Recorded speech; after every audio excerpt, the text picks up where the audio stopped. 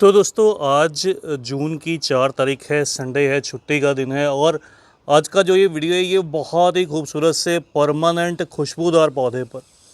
ऐसा पौधा जो कि आपके पास गमले में भी चल जाएगा। अगर आप गमले में ग्रो करते हैं, आप चाहें तो इसको ज़मीन में भी लगा लीजिए। एक तो परमानेंट रहेगा, गर्मी भर फूल देगा, गुच्छों में फूल देगा और फूलों के साथ साथ बहुत अच्छी सी खुशबू भी देगा। तो कौन सा ये पौधा है, इसको बहुत से नामों से जाना जाता है। ये जो देख रहे हैं ये प्लूमेरिया का पौधा है। प्लूमेरिया में मेरे पास दो वैरायटीज़ हैं। तो सबसे पहले तो ये जो आप देख रहे हैं इसको कुछ फरंगी पानी बोलते हैं, कुछ चंपा बोलते हैं। तो इस तरह से इसका नेम रहता है, बड़ी बड़ी लीव्स रहती हैं। इस तरह से देखिए इसकी पत्तियों का आकार रहता है। तो ये जो वैरायटी है, सबसे पहले ये देखिए इसकी पत्तियां बड़ी बड़ी हैं, जैसे मैंने आपको बताया ब्रॉड शेप हैं, थोड़ी लंबी लंबी पत्तियां हैं। ये पेड़ वाली वैरायटी ज़मीन में पेड़ की तरह बन जाता है। तो ये पौधा है, इसके 3 कलर हैं मेरे पास। नंबर 1 ये जो आप देख रहे हैं बहुत खूबसूरत सा कलर है। इसमें मैं कह सकता हूँ कि सबसे ज़्यादा जो फ्रेगरेंस, जो खुशबू है वो इसके अंदर रहती है। ये येलो कलर कह देते हैं इसको। फिर नंबर 2 है ये सफ़ेद रंग, जिसको वाइट कलर कह दीजिए। वाइट के अंदर येलो डॉट रहती है और ये जो आपको दिखाया था ये थोड़ा येलोपन इसमें जो है वो ज़्यादा रहता है। खुशबू की बात करूं, अगर आप ध्यान से इसकी जो फ्रेगरेंस है वो लीजिएगा, सोच के लीजिएगा, तो आपको थोड़ा थोड़ा सा डिफरेंस जो है वो फ्रेगरेंस में भी फील होगा। ये 3 पौधे हैं मेरे पास, तीनों के तीनों जो है वो मैंने लगभग 8 से 10 इंच के गमलों में ग्रो किए हैं। तीसरा ये कलर है, तो ये मल्टी कलर रहता है। और बात करूं, तीनों को मैंने जो है वो कटिंग से ग्रो किया था। लगभग 2 साल के आसपास हो चुके हैं। इनकी जो थिक कटिंग रहती है वो बहुत अच्छे से ग्रो कर जाती है गर्मी भर या मानसून के समय में। इस तरह से जो मोटी मोटी ब्रांचेस रहती हैं, मोटी मोटी कटिंग रहती हैं, ये अच्छे से डेवलप करती है। तो केवल रेतीली मिट्टी में लगा लीजिए, पानी बहुत कम दीजिए। एक जो खास बात रहती है इन चंपा के पौधों में वो ये बात कि जब आप इनकी कटिंग को कट करती हैं तो कटिंग को लगभग कट करने के बाद 2 दिन तक जो है वो ड्राई होने दीजिए, सूखने दीजिए। उसके बाद आप इसको जो है वो ग्रो कीजिए, आपको जो रिज़ल्ट है वो बहुत ही अच्छा मिलेगा।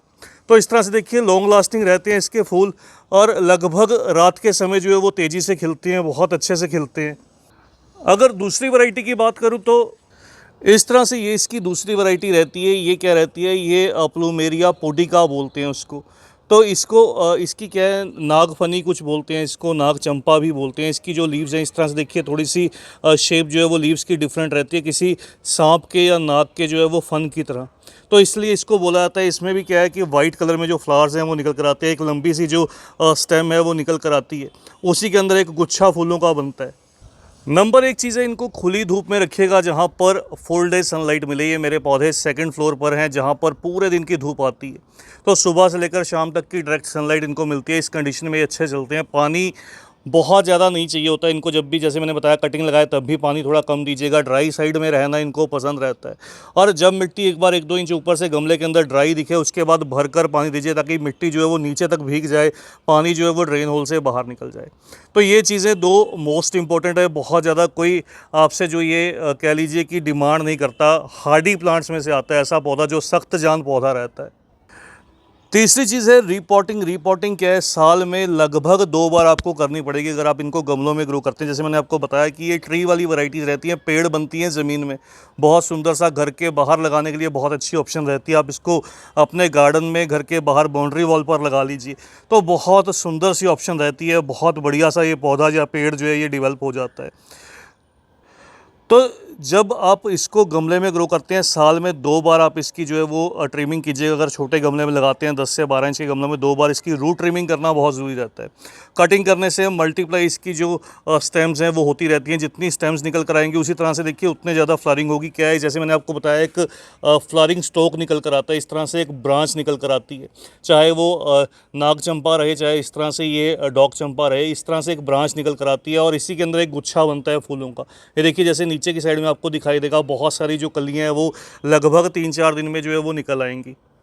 इंसेक्ट या पेस्ट इसके ऊपर किसी तरह का कोई भी अटैक नहीं करता। अब लास्ट में बात आती है फर्टिलाइज़र की।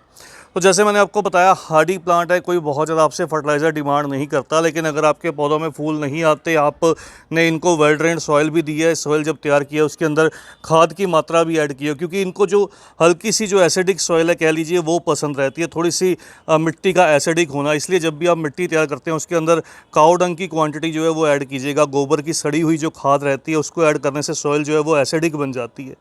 तो ऐसा सब करने पर भी फिर भी अगर फूल नहीं आते तो छोटा सा काम कीजिएगा, ये 2 फर्टिलाइज़र आपको बताऊंगा। दोनों में से जो भी फर्टिलाइज़र आपके पास अवेलेबल है वो दीजिएगा। सबसे पहले ये देखिएगा, ये एनपीके है, एनपीके 19-19-19।